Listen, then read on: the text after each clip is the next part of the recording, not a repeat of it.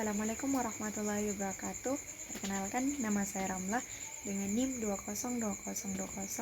202038622011051. Adapun review materi saya daripada perpajakan yaitu yang pertama sejarah pemungutan pajak, yang kedua sejarah pemungutan pajak di Indonesia, yang ketiga dasar sistem perpajakan, dan keempat yaitu sistem perpajakan. Adapun sejarah pemungutan pajak yaitu pada tahun 509 hingga 27 sebelum Masehi, di Roma ada beberapa pungutan yang diwajibkan kepada rakyatnya dengan sebutan seperti censer, quaestor, dan jenis pungutan lainnya.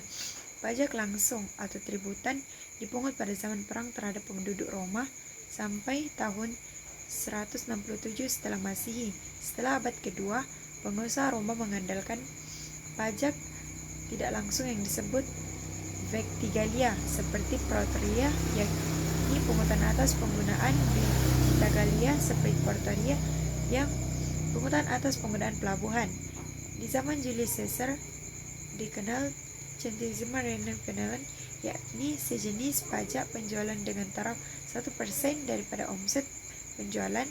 Di Italia dikenal decume, yakni pungutan sebesar 10% dari para petani atau pengusaha tanah. Setiap penduduk Italia termasuk penduduk Roma sendiri dikenakan pajak langsung tributum yang tetap. Adapun perkembangan pemungutan pajak, yang pertama itu pada mulanya dibayar secara natural, yaitu hasil pertanian, hasil hutan dan hasil perkebunan, serta barang tambang mulia seperti emas dan perak. Kemudian sejalan dengan perkembangan waktu, pajak dibayar dengan uang.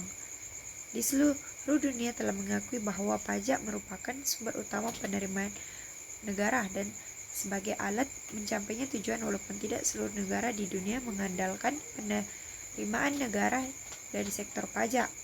Ada beberapa negara yang memiliki potensi sumber daya alam negaranya sebagai penerimaan negara yang utama. Pajak zaman sebelum Masehi, pajak telah dipungut oleh pengusaha. Suatu bentuk iuran kepada pengusaha tersebut merupakan suatu paksaan yang tentunya ada yang pro dan ada yang kontra.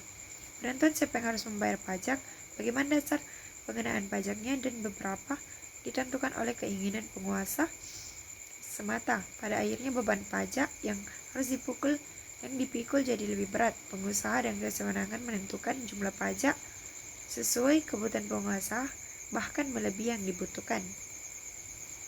Yang kedua itu sejarah perpajakan di Indonesia. Kerajaan Mataram, Kediri, Majapahit, dan Pajang mengenal bentuk pajak tanah dan pajak tidak langsung terhadap barang dagangan. Pejabat kerajaan pemungut pajak tidak digaji oleh kerajaan, maka seringkali mereka menerapkan pajak secara berlebihan. Upeti perorangan ataupun kelompok orang diberikan kepada raja atau pengusaha sebagai bentuk penghormatan dan tunduk patuh pada kekuasaan raja atau penguasa suatu wilayah di Indonesia merupakan bentuk pajak.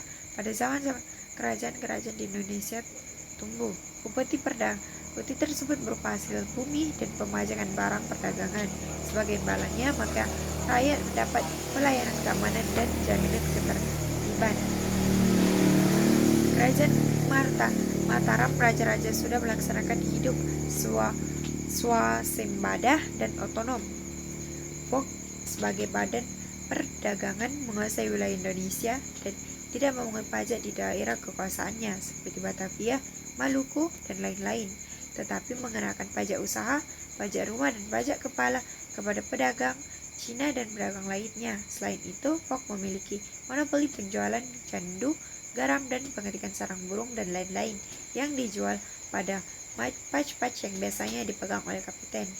Gubernur Jenderal Dendels juga mengadakan pungutan pajak, menarik pajak dari pintu gerbang, dan pajak penjualan barang di pasar Bazar Ekten, termasuk pula pungutan pajak terhadap rumah jadi.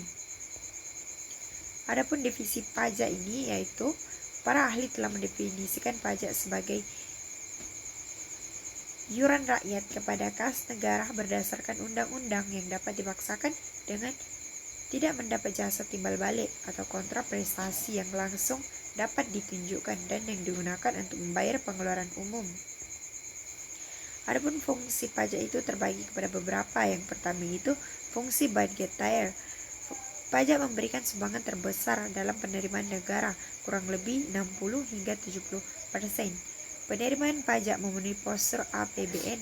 Oleh karena itu, pajak merupakan salah satu sumber penerimaan pemerintah yang menjadi andalan untuk membayar pengeluaran rutin maupun pengeluaran pembangunan. Sistem pemungutan pajak di Indonesia itu yang pertama self-assessment system. Self-assessment system adalah sistem pemungutan yang membebankan penentuan besaran pajak yang harus dibayar oleh wajib pajak yang bersangkutan secara mandiri. Berarti, wajib pajak berperan aktif dalam perhitungan, pembayaran, serta pelaporan pajak ke kantor pelayanan pajak (KPP) atau dengan sistem administrasi online resmi dari pemerintah. Contoh sistem pemungutan yang pajak dari sebuah sistem yakni jenis pajak APPN serta PPH. Yang kedua itu Official Assessment System. Official Assessment System adalah sistem pemungutan pajak yang membebankan wewenang dalam penentuan besaran pajak terutang fiskus maupun aparat perpajakan sebagai pemungut pajak. Dengan sistem Official Assessment, wajib pajak memiliki sifat pasif dan pajak terutang benar ketika fiskus mengeluarkan surat ketetapan pajak. Dan yang terakhir itu Withholding System. Withholding System adalah sistem pemungutan yang memberikan otoritas kepada pihak ketiga dalam penentuan besaran pajak terutang wajib pajak. Pihak ketiga yang dimaksud bukan berasal dari pemerintah maupun wajib pajak yang bersangkutan. Contoh sistem pemungutan pajak dengan sistem yang satu ini, yakni pemotongan penghasilan karyawan oleh bendahara instansi terkait. Mungkin sampai di sini saja review daripada materi yang 4 sebelumnya itu. Terima kasih dan assalamualaikum warahmatullahi wabarakatuh.